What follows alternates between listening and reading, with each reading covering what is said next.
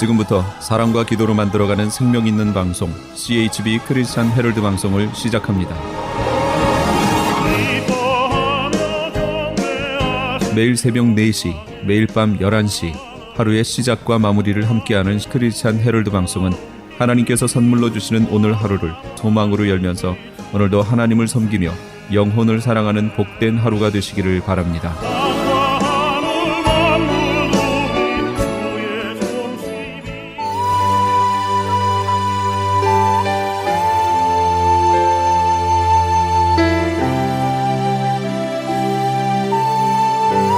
이 새벽을 주님과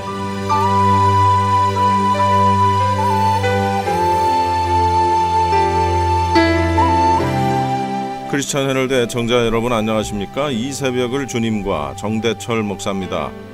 오늘도 주님의 은혜 가운데 안녕히 주무셨습니까? 크리스찬 헤럴드는 신문을 시작으로 라디오 그리고 이제는 공중파 채널인 18.88을 통해 텔레비전으로도 함께 하실 수 있습니다. 여러분께서는 라디오에 방송되는 목사님들의 모든 설교를 인터넷 웹사이트 www.chtv1888.org를 통해 다시 들으실 수 있습니다. 오늘 하루도 하나님의 귀한 말씀으로 승리하시기 바랍니다.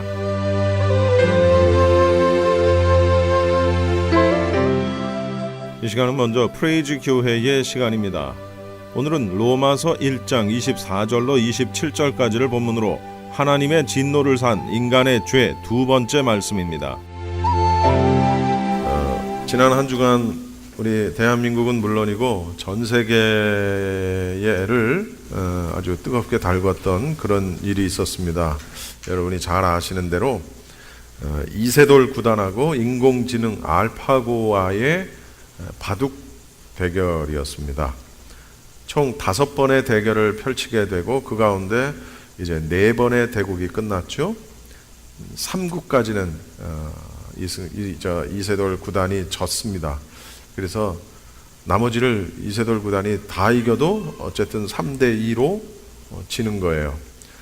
그런데 오늘 새벽에 이세돌 구단이 이겼어요. 드디어. 그래가지고 1승 3패가 됐습니다.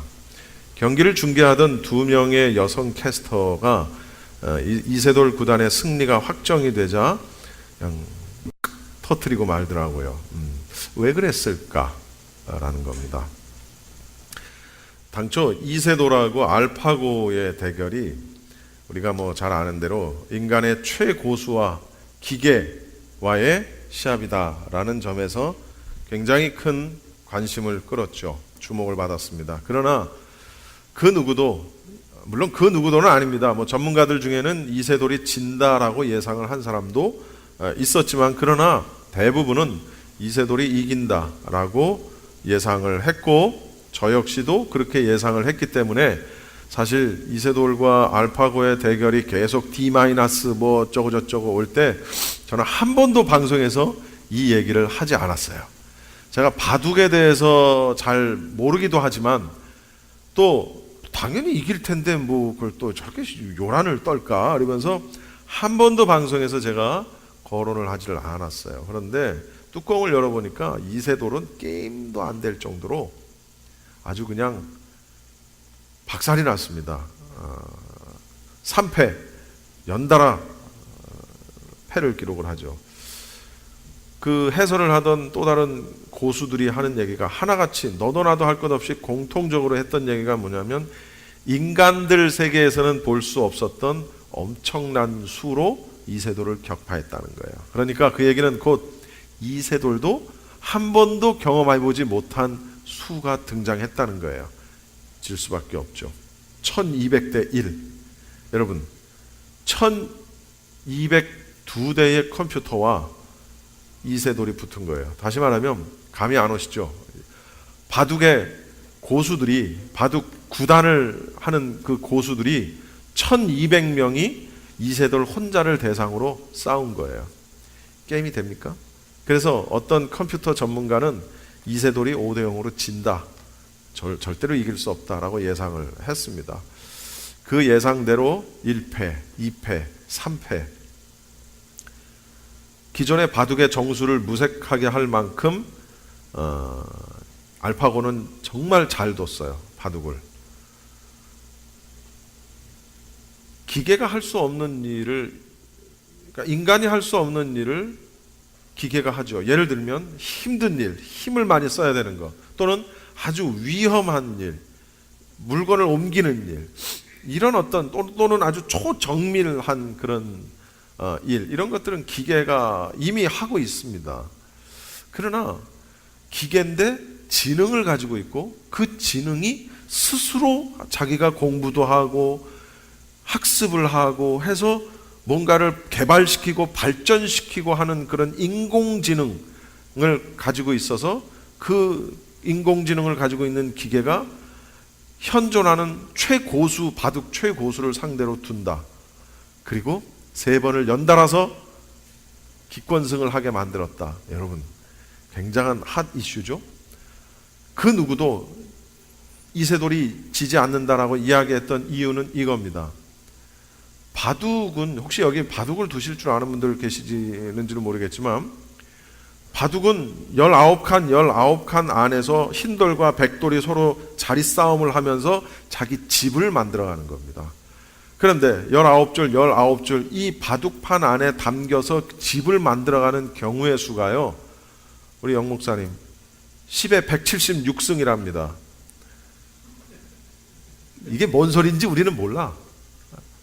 10에 176승이면 초코파이 이름인지 뭔지 우리는 아무것도 몰라요. 그런데 이렇게 얘기하면 이해하기가 쉬워요. 그 바둑의 경우의 수가 이 우주에 존재하는 원소의 수보다도 많대요. 그러니까 10에 176승은 그냥 한마디로 무한대라는 거예요. 그러니까 이 바둑이 그런 무한대의 경우의 수를 갖고 있기 때문에 기계가 사람을 못 이길 것이다. 왜냐하면 컴퓨터는 입력한 대로만 하니까, 사람은 사고하고, 그런데 얘는 자기가 그걸 사고한다는 거예요. 그러니까 그냥 우리가 흔히 인터넷에서 보는 컴퓨터 바둑 게임하고는 차원이 다른 얘기입니다. 인간은 시합을 하면서 어떤 직감 같은 것도 동원이 되고 뭐 여러 가지 변수가 동원이 되는데, 인공지능이라 할지라도 그래서 사람을 이기기는 쉽지 않을 것이다. 대부분의 생각이었습니다. 그래서 5번의 대국 가운데 이세돌은 이렇게 얘기했습니다. 내가 한 번만 져도 진 거다. 이렇게 얘기를 했습니다. 그런데 한두 판을 딱 이세돌이 지고 나더니 뭐라고 했냐면, 내가 한 판만 이겨봤으면 좋겠다. 5판 가운데 4판을 했는데 오늘 새벽 4판째 이겼어요. 바둑을 중계하던 여자 캐스터들이 울음을 터뜨렸다는 것은 인간의 자존심, 인간과 인류와 기계의 싸움에 대한 자존심, 그리고 그 캐스터들도 바둑의 고수들입니다. 여자라고 해서 그냥 아나운서가 아니고 그 사람들도 아마 바둑 5단, 6단의 고수들입니다. 뭔가를 아는 거죠. 바둑인에 대한 자존심도 그에게 있었을 것이고, 이세돌에 대한 자기 선배 고수에 대한 자존심도 있었을 것이고, 여러 가지 것들이 이렇게 이렇게 합쳐지면서 와락 눈물이 터진 거예요. 그런데 저는요, 제가 여러분 잘 아시다시피 2년 전 세월호 이후로 내가 잠을 자다가 깨서 경기 결과를 본 게 2번째입니다. 저는 바둑을 못 둬요. 하나도 모릅니다. 그런데 한 판 지고 2판 지니까 나도 화가 나기 시작을 하는 거예요. 짜증이 나고, 그래서 인터넷으로 결과를 확인해보니까 오늘 새벽에 2시쯤인가 3시쯤인가 자다가 눈을 딱 뜨고 또 습관적으로 이렇게 핸드폰을 뒤져서 보니까 이겼어. 그래서 이겼구나. 그리고 도로 잠을 잤어요. 이런 생각을 해봅니다. 얼마 안 있어서 영화에 나오는 것처럼 우리 사람들이, 인간이 기계와 전쟁을 벌이고 그 기계에 의해서 지배당하는 그런 시대가 올지도 모르겠다. 인공지능이라면 가능하지 않는가, 스스로 생각한다면.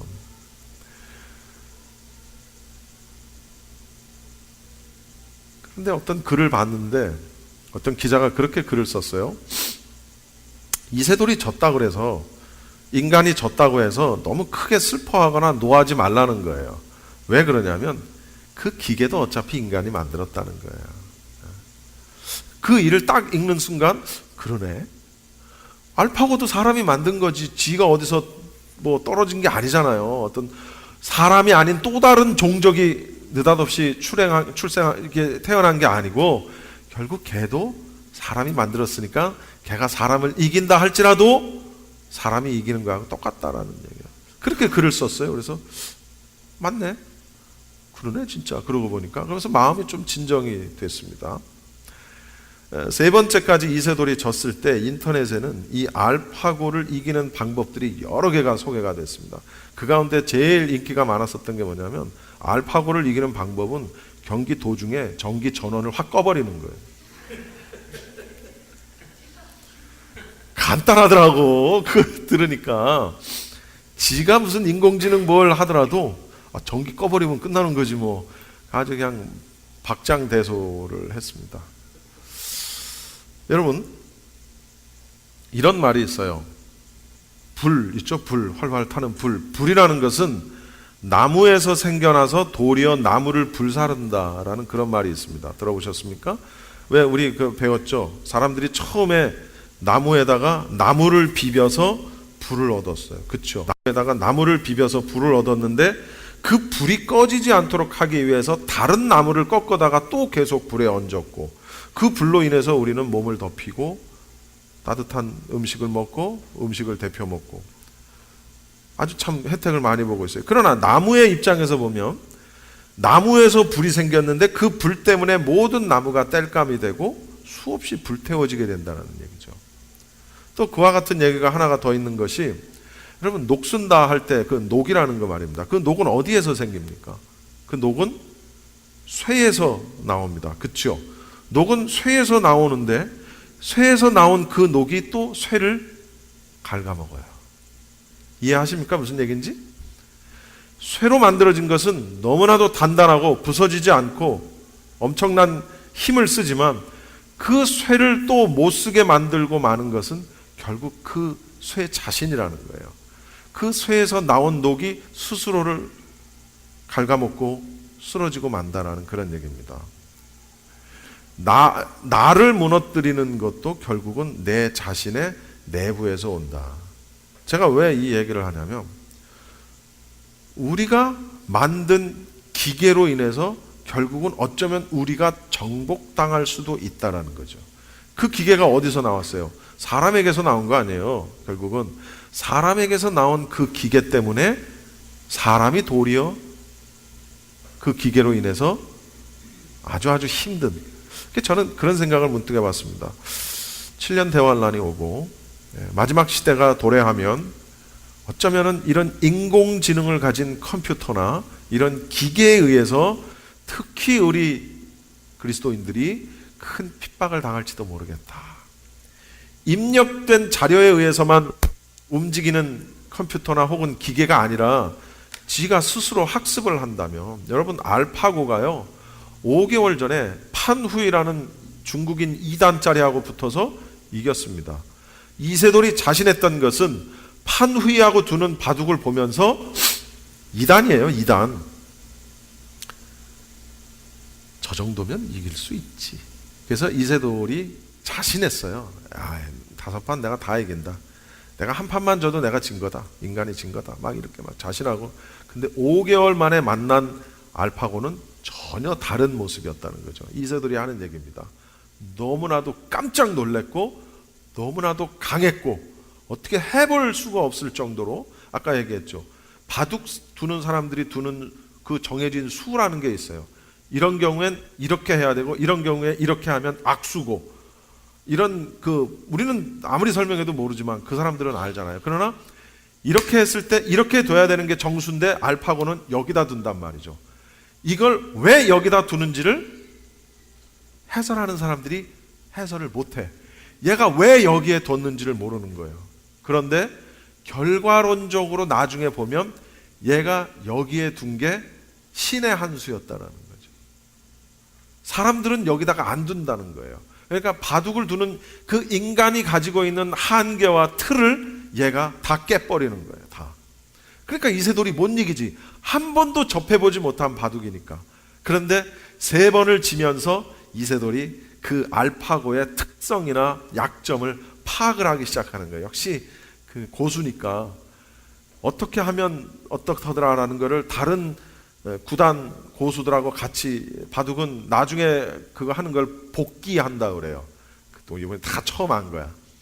왜 흑돌과 백돌이고 왜 백돌이 7집 반을 더 가져야 되는지 한 개도 몰랐는데 이번에 제가 다 알았어요. 그걸 복기하면서 밤새도록 잠을 못 자고 그거를 연구를 했다는 거예요. 그리고 이제 드디어 4번째 이긴 거예요. 그런데 뭘 얘기하려고 그러냐면 5개월 전에 알파고와 5개월 뒤에 알파고는 완전히 달랐다는 거예요. 그럼 왜 달랐느냐? 5개월 동안 어마어마하게 실력을 키운 거예요. 스스로 100만 번의 대국을 뒀대나? 자기 스스로가. 그러니까 한 사람이 1000년 동안을 둬야 가능한 대국을 혼자 5개월 동안 둔 거야. 그러면서 얼마나 많은 연습을 하고 각종 바둑의 모든 기보와 이런 것들을 다 스스로 입력된 자료를 가지고 연습을 하면서 스스로 발전을 시킨다는 거예요. 인공지능이 그거예요. 입력된 것만 가지고 하는 게 아니고 스스로 학습을 통해서 그걸 발전시킨다는 거예요. 그러니까 지금 이 정도인데 여러분 몇 년 뒤에 인공지능이 발전을 하면 어떤 일이 우리 사회에서 벌어질지, 어떤 일이 벌어져서 우리 그리스도인들이 그것으로 인해서 혹은 굉장히 큰 어려움을 당할지. 여러분 인공지능이 우리 주위에 와 있어요. 무인 자동차, 기사가 없는데 차가 스스로 지가 움직여. 여자들 주차 못하죠? 그거 걱정 안 해도 돼요. 버튼 하나만 딱 누르면 차가 지가 알아서 주차를 해. 막 핸들 꺾고 그냥 이래가지고 딱 주차를 해요. 인공지능이에요. 어떤 일까지 이제 벌어질지 우리는 모르는 겁니다. 나를 무너뜨리고 나를 죽게 하는 것. 지금 그 얘기를 하려고 하는 거예요. 뭐냐? 나에게서 나왔는데 스스로 그것이 나를 오히려 죽게 만드는 거예요. 뭘까요? 한 글자로. 그걸 우리는 죄라고 얘기하는 거예요. 죄. 여러분 죄가 어디서 왔어요? 죄가 어디서부턴가 날아와서 나한테 왔습니까? 아니요. 죄는 내 안에서 나와요. 그렇죠? 죄는 내가 짓는 거예요. 내 안에서 나온 내 죄가 결국 나를 갉아먹고 나 자신을 쓰러지게 만들고 나를 죽게 만든다는 사실입니다. 무서운 일입니다. 죄의 출처가 되는 사람의 영혼을 그 죄가 그 영혼을 도리어 죽게 만든다는 사실이죠. 오늘부터는요, 여러분, 구체적인 죄의 모습들이 우리에게 이제 말씀을 통해 전해집니다. 여러분 24절을 한번 읽어봅시다. 24절 시작. 그러므로 하나님께서 그들을 마음의 정욕대로 더러움에 내버려 두사 그들의 몸을 서로 욕되게 하셨으니. 우리 지난 시간에 뭘 봤습니까? 하나님을 알만한 것이 있고 하나님을 아는데도 하나님의 영광을 무엇과 바꿔요? 하나님의 썩어지지 않을 영광을 썩어질 피조물들과 바꿔치기를 한단 말이에요. 그 얘기는 곧 새 날아다니는 것, 기는 것, 어떤 형상 이런 것들을 만들어서 하나님의 영광과 바꿔치기를 해서 한다는 거예요. 그걸 우리가 뭐라고 그래요? 4글자로? 그렇죠. 우상숭배한다라는 거예요. 우상숭배에 대한 그것 때문에 하나님이 진노하셨다라는 말씀을 지난 시간에 우리가 본 거예요. 그런데 그런 것 때문에 하나님이 진노하심으로 말미암아 우리에게 그 우상숭배에 대한 죄의 결과로 어떤 것들이 우리에게 주어졌느냐라는 걸 배우는 거예요. 그러니까 그러므로 그렇게 우상숭배를 하고 하나님의 영광을 피조물로 바꾸어서 그들을 섬기고 경배하고 했던 그 우상숭배의 결과로 그러므로 어떻게 해요? 하나님께서 그들의 마음의 정욕대로 더러움에 내버려 두사 그들의 몸을 서로 욕되게 하셨으니. 이방인들이 죄를 지음으로 말미암아 하나님의 심판의 한 양상으로서 무엇이 여기서 지금 등장을 했냐면 유기. 따라해 봅시다. 유기. 여러분 유기견이라는 말 들어보셨죠? 길에 주인 없이 떠돌아다니는 개를 우리는 유기견이라고 합니다. 그 개의 주인이 없어요. 그를 돌봐주거나 그를 보살피거나 그 개의 주인이 되는 사람이 없단 말이에요. 그걸 우린 유기견이라고 그래요. 그냥 내버려 둔다는 거예요. 하나님이 심판하시는 방법은 여러 개가 있는데 그 가운데 하나가 유기라는 거예요. 그냥 내버려 둔다는 거예요. 내버려 둔다는 거예요. 여기서 말하는 내버려 둠이라는 것은 원어적인 의미는 이겁니다. 다른 사람의 권세 아래 넘겨주다라는 그런 뜻을 가지고 있습니다. 다른 사람에게 넘겨주다. 그러니까 하나님께서는 당신 자신을 섬기기를 거부하는 그 피조물들의 요구를 수용하시는 거예요. 그냥 허용하시는 거예요. 그래가지고 그들이 바라는 대로 죄의 권세 아래 있도록, 나의 하나님 아래 있도록 하신 게 아니라, 그래? 그걸 너희들이 원해? 그러면 그렇게 해 라고 죄의 권세 아래 있도록 방임하신 걸 말하는 거예요. 그걸 유기한다 라고 하는 겁니다. 따라서 그러한 사람들은, 유기된 사람들은 아까 얘기했죠? 하나님의 바운드리 안에서 벗어나는 거예요. 그러면서 자연스럽게 굉장히 수치스러운 부도덕에 빠지게 된다라는 얘기입니다. 그래서 어떤 일이 벌어지냐? 하나님께서 내버려 두시니까 어떻게? 마음의 정욕대로 더러움에 거하게 되는 거예요. 여기서 말하는 마음의 정욕대로 더러움에라는 것은 이걸 원어 그대로 직역을 하면 이런 뜻입니다. 마음의 정욕에서 육체의 방탕함으로, 그러니까 어디에서부터 어디로라는 방향성을 이야기하는 거예요. 즉 죄의 방향성을 이야기하는 거예요. 어디에서 어디로? 마음으로부터 실제적인 것으로, 마음의 정욕. 그러니까 여기서 말하는 정욕이라는 것은 조금 굳이 표현을 하자면 좀 소극적인 개념, 심정적인 개념, 마음속에 있는 거니까. 근데 이것도 죄라고 분명히 예수님은 말씀하셨어요. 그렇죠? 그러나 어쨌든 조금 작은 개념의 죄, 소극적인 개념의 죄가 마음속의 정욕입니다. 그런데 여기서 어디로 가요? 더러움으로 간단 말이에요. 그러니까 이것은 죄에 대한 적극적인 부분이죠. 마음에서부터 행동으로 옮겨지는 거예요. 즉 실제적인 죄로 가는 거예요. 그러니까 하나님이 그런 사람들을 우상 숭배하고 그런 사람들을 내버려 두니까, 죄의 권세 아래에 있도록 그냥 유기해 버리시니까 어떤 현상이 벌어지냐면 그들의 마음속에 있던 정욕들이 행동으로 드러나기 시작을 하더라라는 얘기예요. 다시 말하면 실제적인 성적인 타락으로 이어진다는 거예요. 그러니까 여기서 말하는 성적인 타락은 물론 여러 가지 죄가 이제 앞으로 다음 주까지 굉장히 많은 부분이 다뤄질 텐데, 그 가운데 하나가 성적인 타락인데, 우상 숭배를 했던 그들, 그래서 하나님이 그들의 상실된 마음으로, 더러워진 마음으로 그냥 내버려 두고 유기했더니 어디로 가느냐? 성적인 타락으로 먼저 이어진다는 거예요.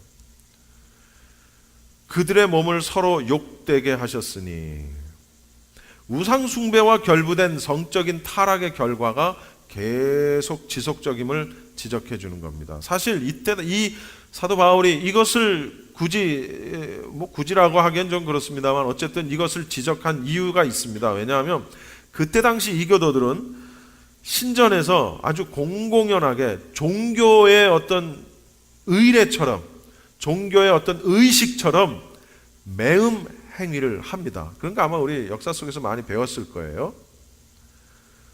일상생활 가운데에서도 성적 타락이라는 것이 그 당시에 굉장히 심각한 문제였다는 거죠. 그래서 그때 당시 그리스도인들은 그러했던 그때 당시에 사회 풍조에 휩쓸리지 않기 위해서 대단히 큰 노력을 할 필요가 있었다라는 거예요. 그래서 여러분, 우리가 공중목욕탕 가지만 공중목욕탕의 원조는 로마입니다. 로마 사회에서 그리스도인들은 공중목욕탕을 이용하지 않았어요. 그런 데서 성적인 타락, 왜 공중 목욕탕이면 남자가 남자, 여자와 여자가 가는 데인데 왜 그런가? 이제 나오는 거예요. 성도들은 그때 당시 자신의 몸이 성령의 전이다라는 것을 자각을 해서요, 아주 거룩하게 구별이 된 생활을 해야만 했다라는 거죠. 그런데 이것이 뭐 그때 당시뿐이겠습니까? 오늘날에도 여전히 유효한 겁니다. 우리가 술을 먹지 말아야 한다, 담배를 피지 말아야 한다. 물론 문화적인 것도 있습니다. 어떤 문화에서는, 여러분, 저는 제가 미국에 99년에 처음 와가지고 그 교회를 제가 2000년도에 간 것 같은데, 다이아몬드 바에 있는 어느 미국 교회를 갔는데 11시 예배가 12시에 딱 끝나고 미국인들이 우르르 나오더니 교회 앞에 쭉 서가지고 담배 하나씩 다 빼서 피는 거야. 여자도. 깜짝 문화적인 충격을 내가 느낀 거예요. 아, 이 나라는 이래도 되는가 보구나. 너 앉아서 담배 피고 전화하면서 담배 피고, 여자도 그렇고 남자도 그렇고. 이 미국이라는 나라는 문화가 이걸 허용을 하는가 보다. 그러니까 양심의 가책도 없고 죄라고 생각도 안 하고, 왜? 그 문화가 그러니까. 그런데 내가 미국에서 오래 살면서 또 하나 깨달은 게 있어요. 신실한 복음주의 미국인들은 절대로 담배 안 핀다는 거예요. 그 사실을 내가 깨달은 거예요.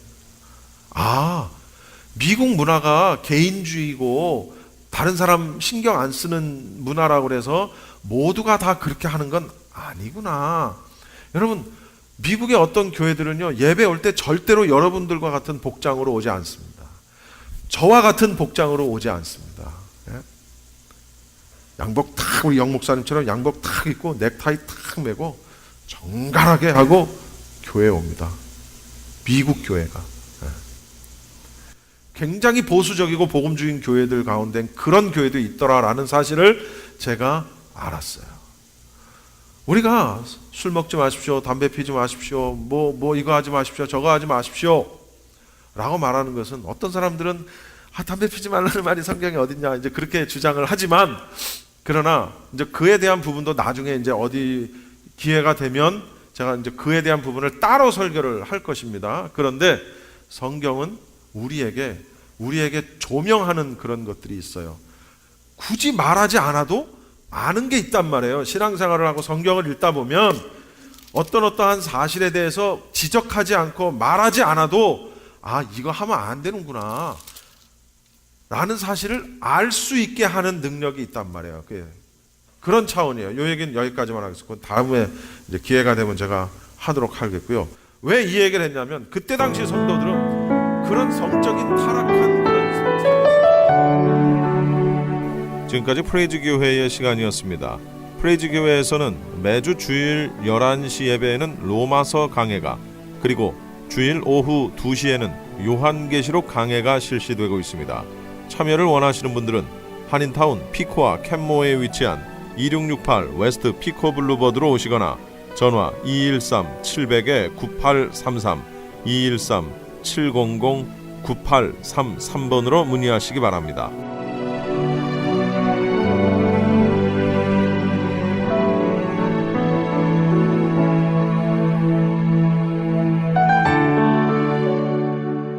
이어서 주님세운교회 박성규 목사님께서 요한복음 12장 20절로 28절까지를 본문으로 진정한 영광의 길이라는 제목의 설교 말씀해 주시겠습니다.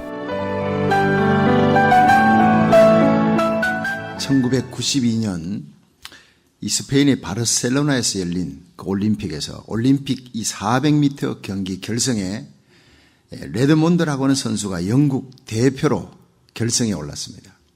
그런데 그는 세계 신기록 보유자입니다. 그리고 가장 유력한 우승 후보였다고 합니다. 그런데 경기가 시작되어 총소리가 울리자 레드몬드 선수가 빠르게 출발했습니다. 그런데 250m 지경을 통과할 때 갑자기 근육이 파열되면서 주저앉아 버렸습니다. 그렇지만 안간힘을 쓰며 다시 일어나서 깨금다리로 절뚝절뚝 절면서 고통스럽게 뛰고 있습니다. 이미 모든 선수들은 쫙 앞장서 갖고 그냥 절뚝절뚝 고통스럽게 뛰고 있는데 관중석에서 한 남자가 뛰어내려왔습니다. 그 레드먼드를 부축해서 같이 뜁니다. 그는 다름 아닌 레드먼드 선수의 아버지였습니다. 아버지는 아들의 고통스러워하는 모습을 더 이상 볼 수가 없었어요. 그 관중석에 있을 수가 없어 트랙으로 뛰어내려왔어요. 그리고는 아들에게 아들아 경기를 포기해라 했지만 그러나 끝까지 뛰겠다는 아들을 만류하지 못하고 그럼 나와 함께 끝까지 뛰자. 그럼 아들을 부축해서 결승전까지 뛰어서 들어왔습니다. 그런데 모든 관중들이 다 일어났어요. 1등으로 들어온 선수보다 부상을 입고도 끝까지 달린 레드먼드를 향해 그리고 그 레드먼드를 끝까지 달리게 해준 레드먼드의 아버지를 향해 뜨거운 열광적인 박수를 보냈다고 합니다. 그렇습니다, 여러분. 이것이 아버지의 사랑입니다. 정말 아들이 고통당하고 있는 모습, 그렇게 근육이 파열되어서 주저앉았다가 일어나서 깨금질하며 뛰는 그 울부짖는 모습, 많은 관중들은 거기서 내려갈 수가 없지만 한 사람은 뛰어내려갈 수밖에 본능입니다. 아버지니까 그 아들의 고통을 더 이상 볼 수가 없었어요. 여러분, 이게 바로 하나님 아버지의 마음입니다. 우리가 죄로 인해 우리의 실수를 할지라도 우리가 이 세상 살면서 이런저런 고통과 아픔을 통해 울부짖고 있을 때 하나님은 하늘 보좌를 버리고 이 땅에 내려오셨어요. 우리를 위해 십자가 지시고 우리의 모든 고통, 우리의 모든 죄짐, 인생고의 짐, 질병의 짐, 모든 저주의 짐을 우리 주님이 다 짊어지신 거예요. 이게 바로 하나님의 마음, 여기 하나님의 영광이 나타나는 것입니다. 그래서 우리는 십자가 앞에 서면 한없는 하나님의 사랑과 영광 앞에 압도할 수 있는 그 영광 앞에 우리는 고개를 숙이는 것입니다. 여러분, 오늘 본문은 예수님의 영광이 어떤 영광인지 이 사순절 마지막을 보내면서 우리 성도들이 추구해야 될 진정한 영광의 길이 어떤 길인지 잘 보여주고 있습니다.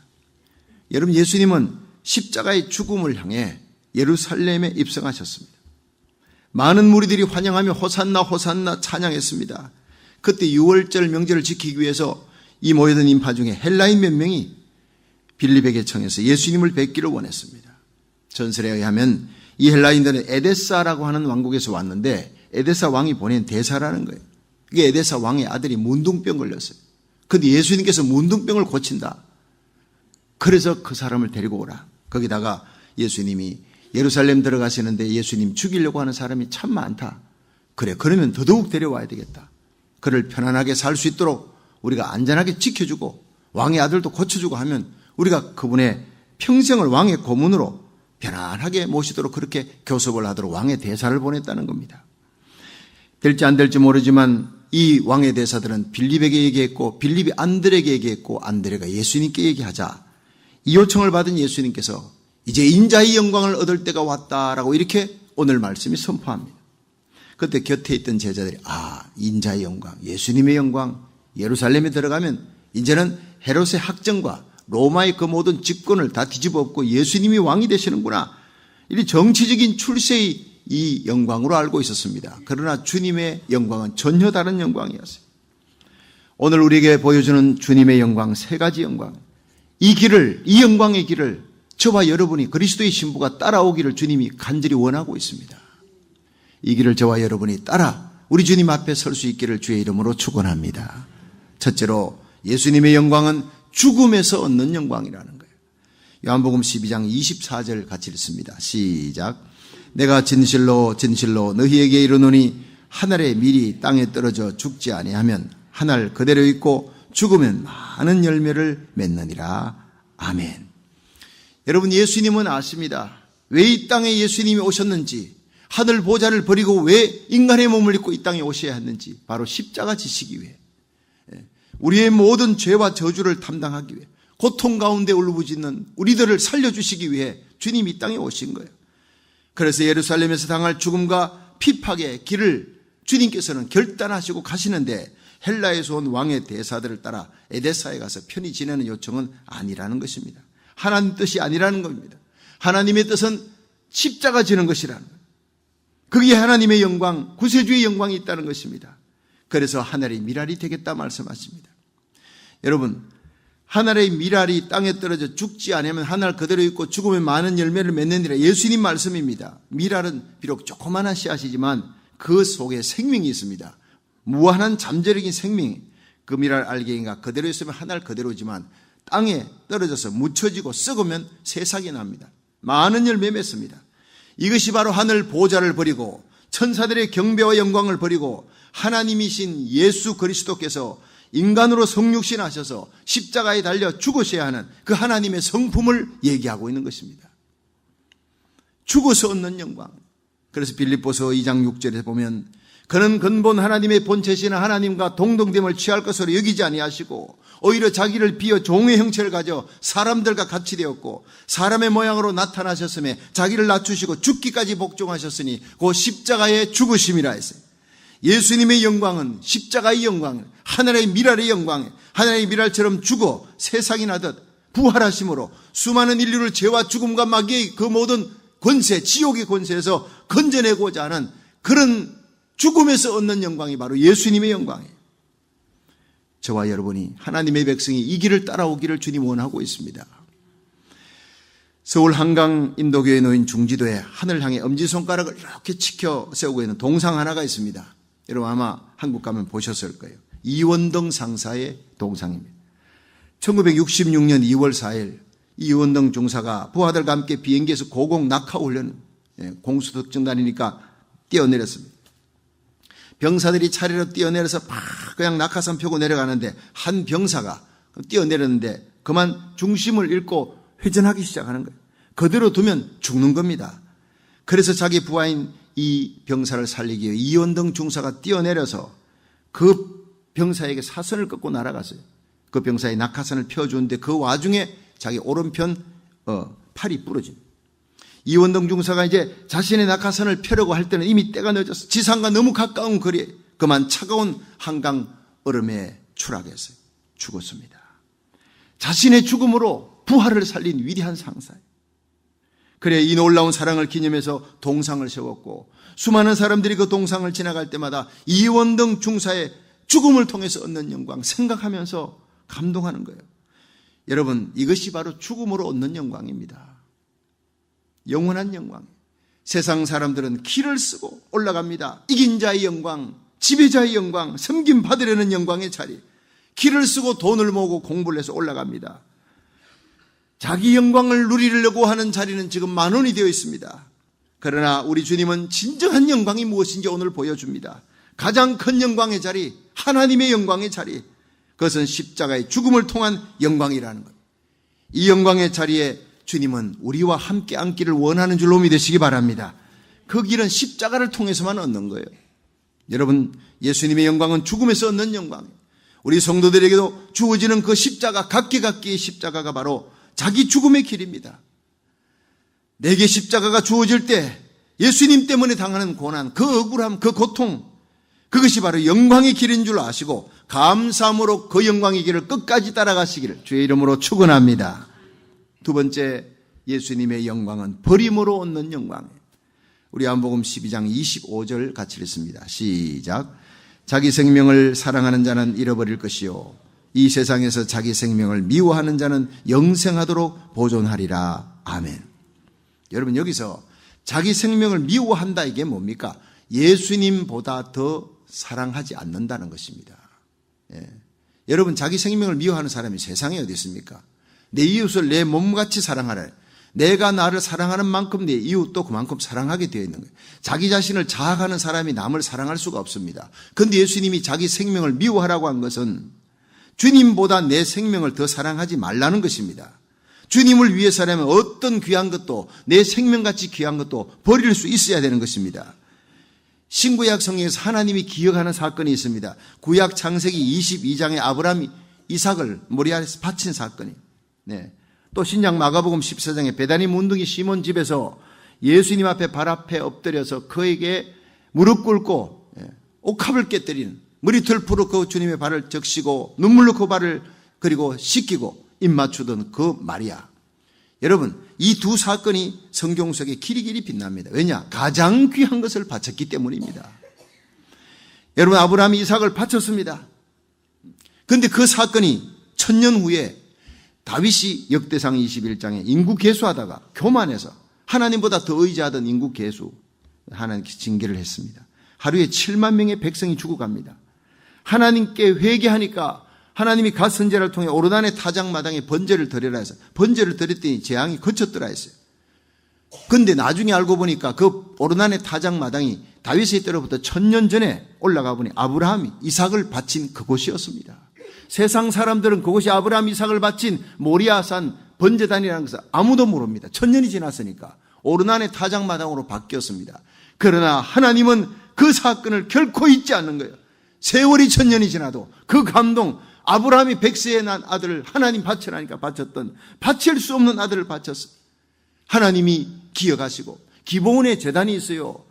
기브온에 그 성막이 있고 거기에 제사장들이 있고 거기에서 제사를 드릴 수 있는데 그곳을 하나님께서 가라 하지 않고 오르난의 타작마당에 가서 예배를 드리라, 제물을 드리라 했느냐.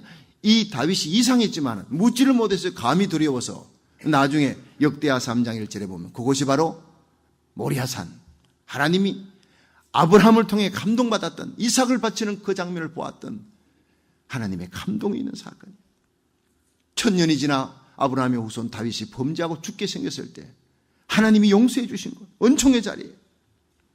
여러분, 마가복음 14장의 배단인 문둥이 시몬의 집에 예수님 발 앞에 엎드려 300데나리온하는 값비싼 그 옥합을 깨뜨린 여인을 향해 예수님은 복음이 전파되는 곳마다 이 여인이 행한 것도 말하여 저를 기념하라, 어마어마한 축복을 주셨습니다. 구약의 아브라함이 모리아산에서 이삭 바친 사건, 신약의 마리아가 예수님 앞에 무릎 꿇고 옥합 깨뜨린 사건, 여러분 이 두 사건은 가장 귀한 것을 주님을 위해 버리는 겁니다. 예수님은 오늘도 자기를 버리는 자, 가장 귀한 것을 주님께 바치는 자, 주님과 함께 영광의 자리에 앉히시는 분인 줄로 믿으시길 바랍니다. 제가 어릴 때 아주 감명 깊게 들었던 얘기가 있습니다. 인도의 성자 선다싱의 이야기입니다. 그가 어느 날 히말라야 산에 눈이 잔뜩 덮였는데 친구와 함께 그 잔뜩 덮인 눈길을 이제 넘어서 다음 마을로 전도하기 위해서 갑니다.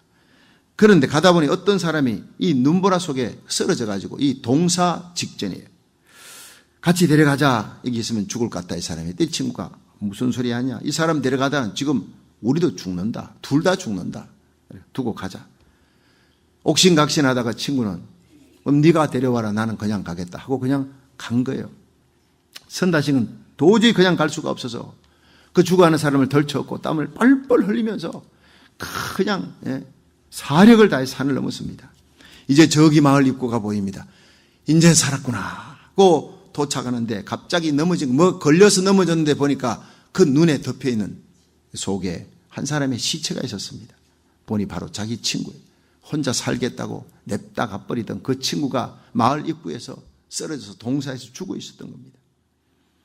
그러나 죽어가는 자를 살리기 위해 등에 업고 가던 선다싱은 땀과 열을 내고 등을 비비고 가는 동안에 죽어가던 자도 체온이 뜨거워져서 둘 다 살았다는 그런 얘기입니다.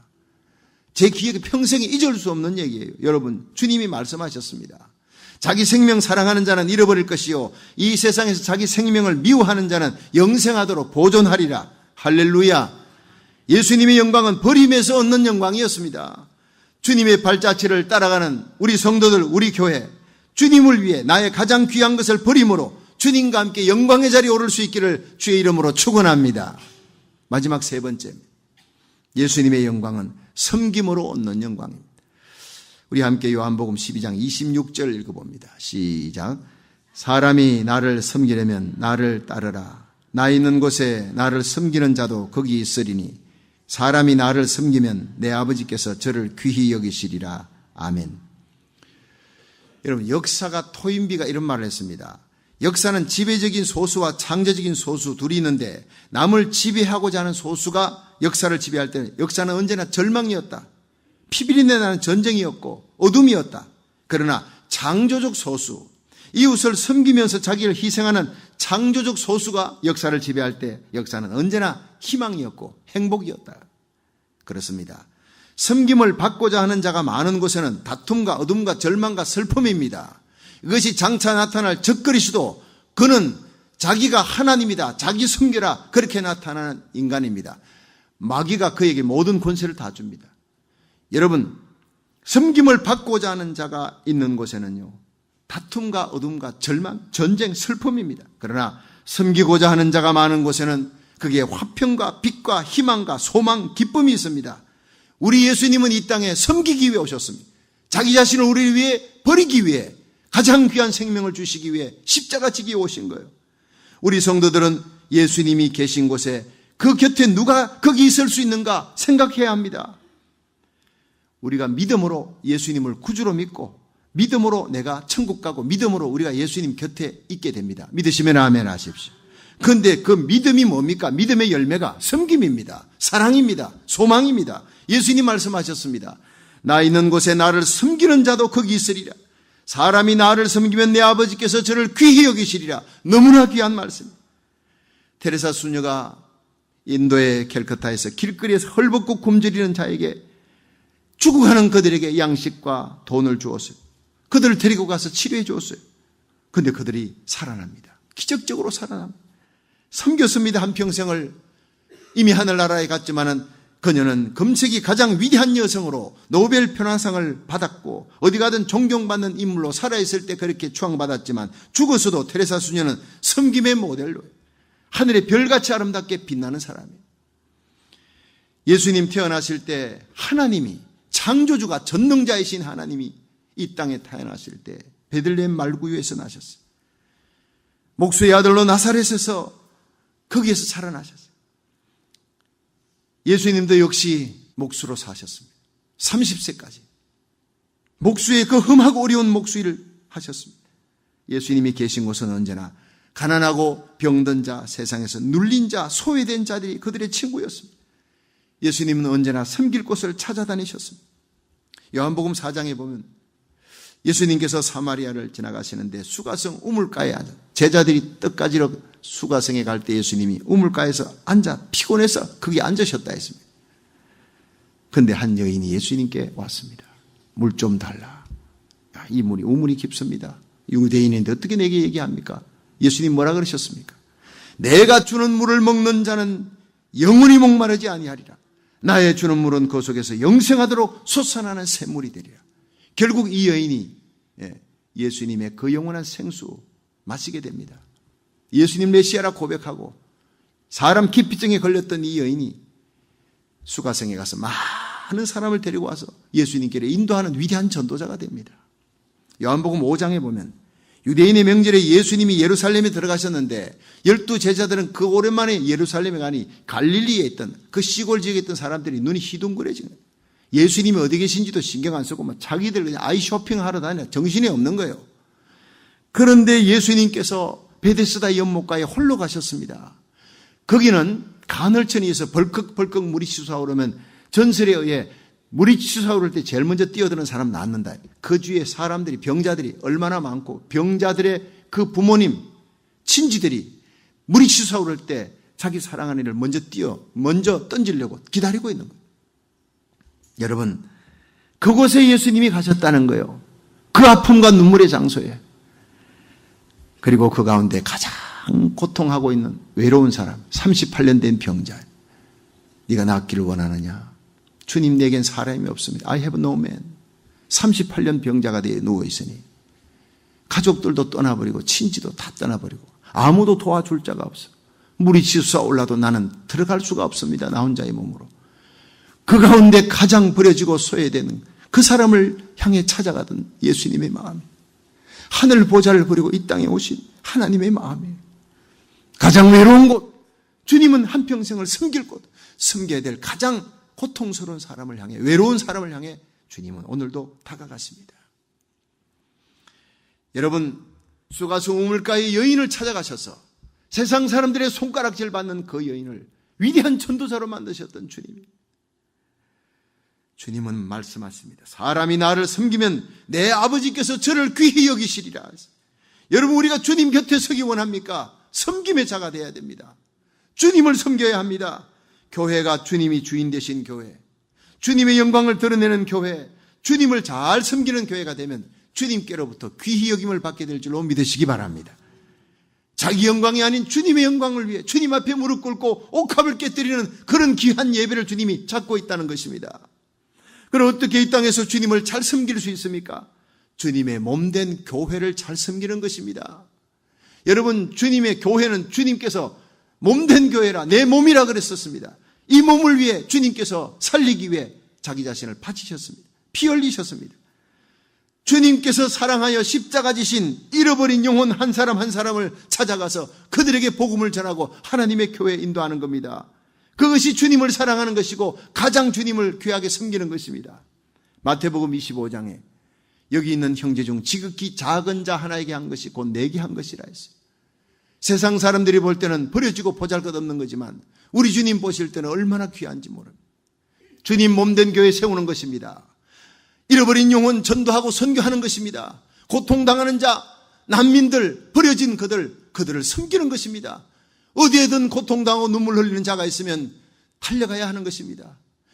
여러분, 고통당하는 우리를 죄에 빠져서 마귀의 마수에 끌려 지옥으로 가는 아무도 도와주지 못하는 우리의 울부짖음을 들으시고 도저히 그냥 있을 수 없어 하나님의 보좌에 앉아서 그냥 있을 수 없어 뛰어내려 오셔서 우리를 위해 십자가 지신 예수님의 마음을 우리도 가져야 합니다. 주님 몸된 교회를 사랑하시기를 주의 이름으로 축원합니다. 주님 그토록 사랑하여 십자가 지셨던 한 명 한 명 영혼을 사랑하고 고통당하여 씨름하는 외로운 자들 향해 달려가는 저와 여러분이 되시기를 주의 이름으로 축원합니다. 그런 사람이 바로 주님 곁에 앉을 수 있다는 것입니다. 주님이 귀히 여기신다는 것입니다. 진정한 영광이 거기 있다는 것입니다. 사람이 나를 섬기려면 나를 따르라. 나 있는 곳에 나를 섬기는 자도 거기 있으리니 사람이 나를 섬기면 내 아버지께서 저를 귀히 여기시리라 하셨어요. 할렐루야. 성도 여러분, 주님과 함께 영광의 자리에 앉기 원하십니까? 하나님께 귀히 여김을 받기 원하십니까? 주님께서 가신 영광의 길을 걸어갈 수 있기를 축원합니다. 그 길은 죽음으로 얻는 영광이요, 버림으로 얻는 영광이요, 섬김으로 얻는 영광, 하나밖에 없는 우리의 삶이 주님과 함께 십자가의 길을 걸어 주님과 함께 영광의 자리에 저와 여러분이 우리 자녀들이 함께 앉을 수 있기를 주의 이름으로 축원합니다.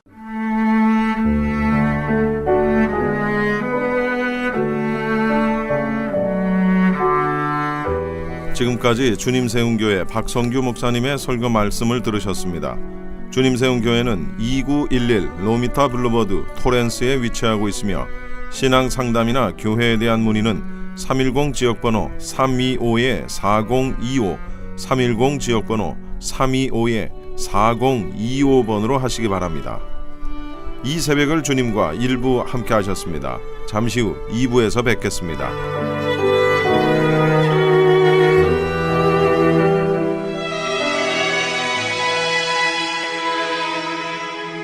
알려드리는 말씀입니다. 아주사 나우라는 주제로 캘리포니아 부흥을 위한 전 도시 총력 전도 집회 및 다민족 연합 기도회가 오는 4월 9일 토요일 오전 9시부터 LA 메모리얼 콜리세움에서 열립니다. 이번 집회에는 12만 명의 성도들이 모여 미국이 다시 한번 영적으로 거듭나기를 위해 기도하고 또한 캘리포니아의 부흥을 위해 기도할 것입니다. 이번 집회에서는 한인교회가 오전 7시부터 9시까지 대회의 첫 시간에 기도의 물꼬를 트는 역할을 맡았습니다. 한인 성도들의 기도와 함께 많은 참여를 바랍니다. 이번 집회와 관련해 좀 더 자세한 내용은 전화 213-598-5323 213-598-5323 상임 총무이신 강영수 목사님께 문의하시기 바랍니다. 주는 나의 힘, 나의 노래, 내가 주님을 찬양하니 주는 내 목자. 평신도를 깨우는 국제 23기 제자훈련 지도자 세미나 소식입니다.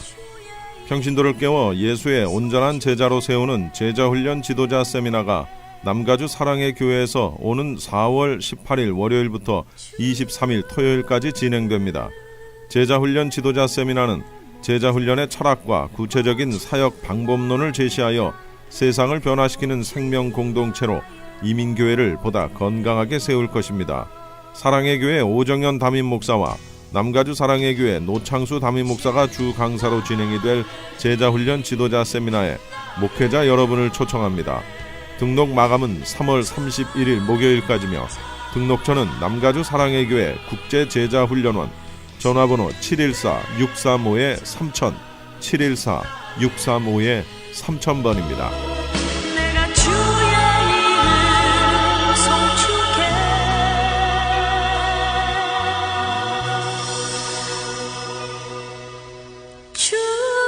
주는